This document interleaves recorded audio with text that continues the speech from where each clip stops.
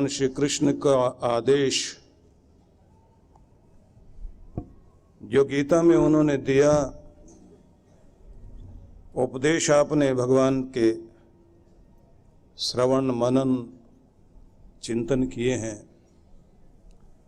लेकिन जहां सीधे सीधे आदेश दिया भगवान ने कि ये करना है,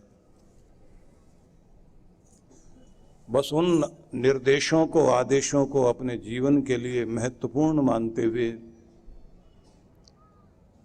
नोट करना है और कोशिश कीजिए कि भगवान के दिए हुए सारे आदेश, उनका अनुपालन हर दिन आपको करना है। भगवान कह रहे हैं दूसरे अध्याय का 50वां श्लोक, बुद्धि युक्तो जहात्यः उभे सुकृत दुष्कृते तस्माद् योगाय युजस्व योगः कर्मसु कौशलम। बुद्धि युक्तो जहाति इह, इस जन्म में मनुष्य बुद्धिमान, बुद्धियुक्त होकर समस्त दोनों तरह के कर्म, सुकृत और दुष्कृत, अच्छे बुरे कर्म, जो भी संस्कार हमारे अंतःकरण पर पड़े हुए हैं, उनसे मुक्ति पा ली जाए। मतलब अपनी चादर को स्वच्छ कर लिया जाए, क्योंकि हमारे अंतःकरण में जिस तरह के भी संस्कार पड़े हुए हैं, वही संस्कार हैं जो हमें अगला जन्म देते हैं, वो कारण बनते हैं और उसके कारण सुख दुख भोगने के लिए दुनिया में आना पड़ता है। भगवान कहते हैं तस्माद् योगाय युजस्व, समस्त प्रकार से दुखों से मुक्ति पाने के लिए योग युक्त होना चाहिए। व्यक्ति को योग मार्ग का अनुसरण करना चाहिए। योगः कर्मसु कौशलम, कर्मों में कुशल हो जाना ही योग है। मतलब ये कि आप इस दुनिया में रहते हुए, जीते हुए, कार्य करते हुए इस तरह से रहें कि कर्म का बंधन दुख बनकर आपके जीवन को न इस जन्म में दुख दे, न अगले जन्म में।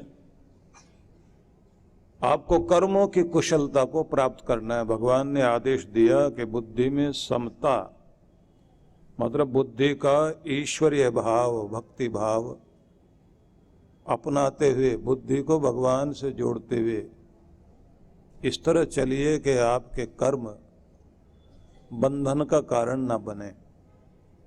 समझाना ये चाहते हैं भगवान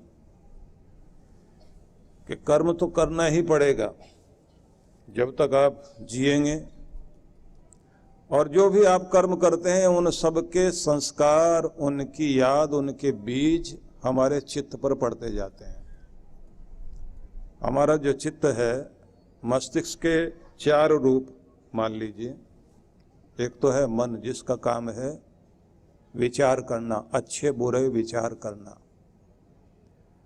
और अच्छे बुरे में जो डिसीजन ले उसका नाम है बुद्धि। और जो आपके अंदर हिम्मत पैदा करे वो है अंदर अहम तत्व। और जहां आपकी सारी मेमोरी है, तो मेमोरी बैंक जो है आपका, उसको कहते हैं चित्त। तो ये चारों चीजें मिलकर बनती हैं अंतःकरण। और जब कोई भी इस दुनिया से शरीर छोड़ता है तो उसके साथ ये स्थूल शरीर यहाँ पड़ा रह जाता है, लेकिन सूक्ष्म शरीर आत्मा के साथ जाता है। उसमें 17 तत्व होते हैं जो आत्मा के साथ जाते हैं। आत्मा के साथ कारण शरीर जाता है और सूक्ष्म शरीर जाता है। भगवान ये कहते हैं कि बुद्धि पूर्वक ऐसा करें कि एक शरीर छूट रहा है दुनिया में, उसी के साथ अपने सूक्ष्म शरीर से भी मुक्ति पाओ।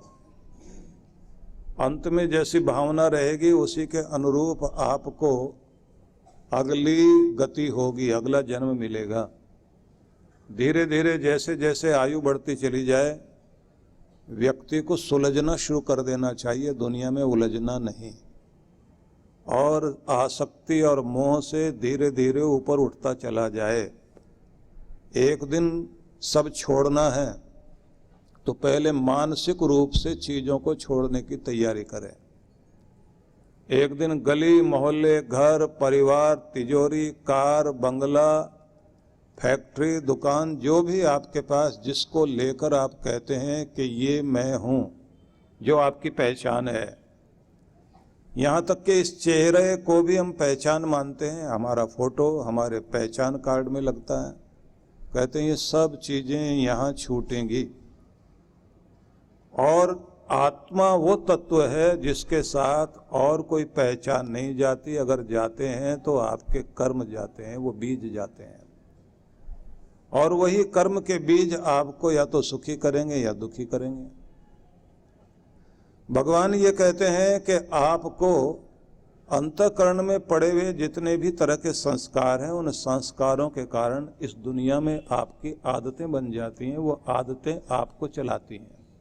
उन आदतों के कारण ही आप इस दुनिया में जो भी कुछ भोग रहे हैं, चाहे दुख भोग रहे हैं या सुख भोग रहे हैं, वो भी आपकी आदतें करा रहे हैं।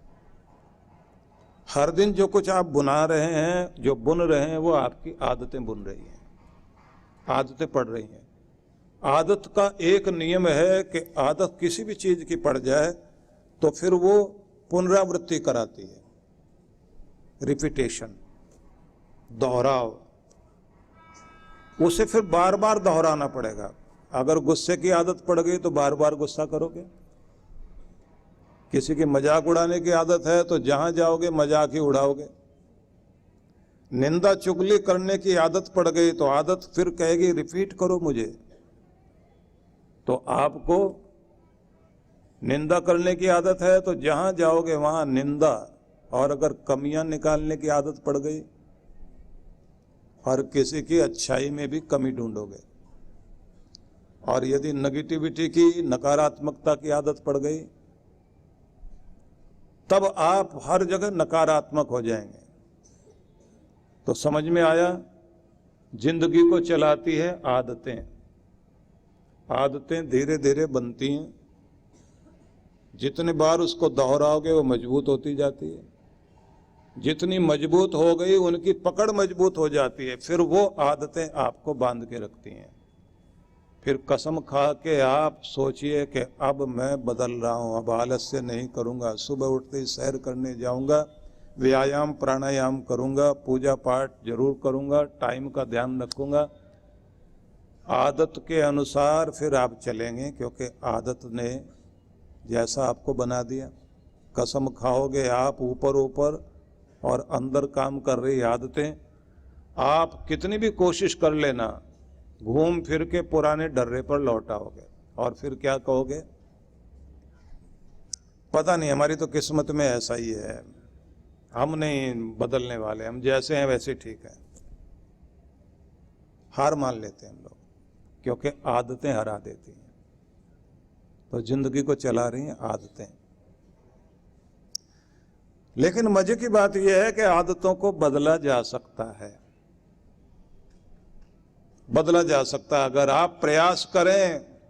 जिन अच्छी आदतों को जिंदगी में बनाना चाहते हैं उसकी प्रैक्टिस करना शुरू कर दीजिए। जब आपने बुराई की प्रैक्टिस की है तो अच्छाई की प्रैक्टिस कीजिए। जब बुराई आदत बन गई है तो भलाई भी आदत बन सकती है, लेकिन उसकी प्रैक्टिस करो। लगातार प्रैक्टिस करेंगे, मुस्कुराने की प्रैक्टिस कर लीजिए, 40 दिन तक मुस्कुराते रहेंगे आप। 40 दिन के बाद 41वें दिन अपने आप मुस्कान आएगी।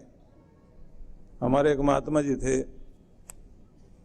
आनंद स्वामी नाम था उनका, उनके पाँव में दर्द था, चोट लगी हुई थी, घुटने में और शुरू हो गया। स्टेज पर चढ़ने लगे तो एक पाँव से चढ़ पाते थे, लेकिन दूसरे पाँव में भी घुटने में दर्द। जैसे वो दर्द हुआ, उसे देखते ही महसूस करते बड़े जोर जोर से हंसे और इशारा करें यहाँ यहाँ। लोग कहें क्या? बोले दर्द। बोले आपके तो पाँव में था, बोले अब घुटने में भी हो गया। हंस क्यों रहे? बोले उम्र का मेवा मिलना शुरू हो गया तो हंसूंगा नहीं तो क्या करूंगा। उन्हें उठा के ऊपर रखा तो जैसे बैठाया स्टेज पर 5 मिनट तक हंसते ही रहे। उनको देख के लोग भी हंसते रहे। और उन्होंने कहा कि एक जगह के बाद दूसरी जगह भी दर्द आ गया, रुलाना चाहता है लेकिन आदत हंसने की पड़ गई, इसलिए हंसना ही ठीक है, आनंद मनाना ही ठीक है। इलाज अपनी जगह इलाज होगा, लेकिन हर समय हाय हाय करने से तो कुछ नहीं है। आह और वाह वाह करेंगे तो कृपा होगी, और शिकायत करेंगे तो कृपा से वंचित होंगे। इसलिए निवेदन करना चाहता हूं कि आपका अंतःकरण आपको चलाता है, और सिर्फ ये यही नहीं चलाता, ये आपको अगले जन्म तक लेकर जाता है। आगे तक भी वैसी स्थितियां बन जाएंगी जैसी आज आपने अपने अंतःकरण में संस्कार डाल लिए हैं। इनको धुलना जरूरी है। भगवान कहते हैं कल्याण होगा योग युक्त होने से। योग युक्त मतलब जुड़े रहने वाला व्यक्ति, जिसका ध्यान, जिसकी तान वहां जुड़ी हुई है। ऐसे लोगों को आप देखेंगे आंखें बंद करके बैठे हुए हैं, लेकिन संबंध कहाँ जुड़ा हुआ? दुनिया में नहीं, दुनिया के मालिक से जुड़ा हुआ है। और वहां क्या महसूस कर रहे हैं? मंत्र बोल रहे हैं, द्यौ शांति अंतरिक्षम शांति पृथ्वी शांति आप शांति औषधय शांति। जो शांति तेरे द्योलोक से धरती पर बरसती है, जो शांति चांद सितारों से आती है, जो शांति बादलों से बरसती है जलों के द्वारा, और जो शांति इस पृथ्वी में तूने अन्न उगाते हुए मनुष्य को तृप्त करने के लिए दी, जो शांति परमात्मा तेरे देवताओं में है और जो शांति तेरे नाम में है, वो शांति मेरे हृदय में भर। उस शांति को मैं महसूस कर रहा हूं, मेरा रोम रोम आनंद से परिपूर्ण हो रहा है, शांत होता जा रहा हूं, मेरा रोम रोम शांति से युक्त हो रहा है। क्योंकि शांति से ही मुस्कान है, और शांति से ही गुणगान है, शांति से ही तरंग आती है, और शांति से ही उमंग आती है। मैं शांत हो रहा हूं, शांत शांत शांत। अब आंखें बंद और ध्यान जुड़ा हुआ वहां, और असर कहां हो रहा है? हृदय में। और दिखाई देता है उसके कर्म में। बात करता है शांति से, चलने में भी शांति और शीतलता दिखाई देती है, व्यवहार में दिखाई देती है। गाड़ी में बैठेगा जाकर इत्मीनान से, शांति से, प्यार से, ड्राइवर से कहेगा प्यार से चलना है, कोई हड़बड़ाहट नहीं, बेचैनी बिल्कुल नहीं, तनावपूर्ण होकर क्यों चलना। अपने ड्राइवर को भी कहेगा कि लंबा सांस ले, चेहरे पर मुस्कान ला, माथा कर ठंडा और प्यार से चल। हमारे पीछे कोई डंडा लेकर आ रहा है क्या? जिंदगी एकदम बदल गई है, क्योंकि वहां से ली है शांति, अपने हृदय में उतारी। जैसा आदमी वैसे उसके नौकर चाकर। आदमी खुद गुस्सेबाज, नौकर चाकर उससे भी ज्यादा गुस्सेबाज। आदमी मुस्कुरा रहा है और अपने नौकर से भी कहता है कि चेहरे पर मुस्कुराहट रखो। दुकान में मुस्कुराहट लेकर के खड़े रहोगे तो लक्ष्मी दूसरे के पास भी है तो आपके पास आना शुरू कर देगी, और खुद जले भुने बैठे हैं तो आपकी भी लक्ष्मी बराबर वाले के पास चली जाएगी। मुस्कुराहट और शांति और संतुलित रहना। तो भगवान ये समझा रहे हैं कि तुम योग युक्त हो जाओ, आदत बनाओ जुड़े रहने की। सुबह सुबह परमात्मा के प्यारे भक्त लोग भगवान के ध्यान में बैठते हैं, तो ध्यान में बैठने का मतलब कनेक्ट होना। भगवान श्री कृष्ण ने गीता में जगह जगह एक शब्द का प्रयोग किया, युक्त और योग, जिसका मतलब होता है जुड़े रहना, कनेक्ट होना, संबंधित होना। संबंधित होना किससे? भगवान से, भगवान की भगवत्ता से। भगवान की भगवत्ता शांति में, संतुलन में, प्रेम में, साहस, उमंग से पूर्ण होना, तरंगित रहना, गुनगुनाते रहना, वो जो उसका ऐश्वर्य है भगवान का, उससे संबंधित होकर के बैठिए। मतलब आपने पूजा पाठ करने बैठे तो चुंबक बन जाओ। चुंबक जैसे लोहे को खींच रहा है, आपने भी कुछ खींचना है। क्या? भगवान से कुछ खींचना है। दुनिया के सारे पेड़ पौधे सब चुंबक बने हुए हैं, उन्हें जिस तरह की चीज खींचनी अपनी तरफ। नीम कड़वाहट को खींच रहा है, गन्ना मिठास को खींच रहा है, धरती से भी, आसमान से भी, हवाओं से भी, पूरे ब्रह्मांड से आप अपनी तरफ शांति को, प्रेम को, संतुलन को, आनंद को, उत्साह को, सुख को खींचना शुरू कर दीजिए। और जब आप ध्यान में बैठे हुए हो, महसूस करो कि चारों तरफ से परमात्मा का यह ऐश्वर्य मेरे सिर से लेकर पांव तक फैल रहा है और मैं इसे धारण करता जा रहा हूँ। आनंदित आनंदित और आनंदित और शांत और प्रफुल्लित और खुश और धन्यवाद धन्यवाद करते हुए भगवान को दोनों हाथ जोड़ के प्रणाम करते रहना। हे प्रभु, तेरा लाख लाख शुक्र है, तेरी दया बरस रही है मेरे ऊपर, मेहर बरस रही है, भाग्यशाली होता जा रहा हूँ, मैं अपने आप को तृप्त करता जा रहा हूँ, मेरे अंदर तेरी दया उतर रही है, मैं तेरी शरण में जाने के बाद खिल रहा हूँ, मेरी सारी पंखड़ियाँ खिलने लगी हैं। इसलिए साधना करने वाले लोग जहाँ ऐसे प्रणाम करते हैं तो यहाँ सहस्रार चक्र के पास कमल बनाकर ऐसे यहाँ पर ये महसूस करते हैं कि उसकी किरणें बरस रही हैं और मेरी सारी पंखड़ियाँ खिल रही हैं। तो ऐसे पात्र बनाना अपने आप को, संयुक्त हो जाएं। जैसे आप कनेक्ट हो जाएंगे तो कृपा आपके अंदर आनी शुरू हो जाएगी। और यदि आपने जल्दी जल्दी गए और कुछ मंत्र पाठ किया, फूल वूल चढ़ाए और निकल पड़े, जो मांगना है मांग लिया, तो इसका मतलब क्या हुआ? आपने कुछ चीजें बोली तो जरूर, लेकिन कनेक्ट नहीं हुए, जुड़े नहीं, संबंधित नहीं हुए, परमात्मा से संपर्क नहीं हुआ आपका।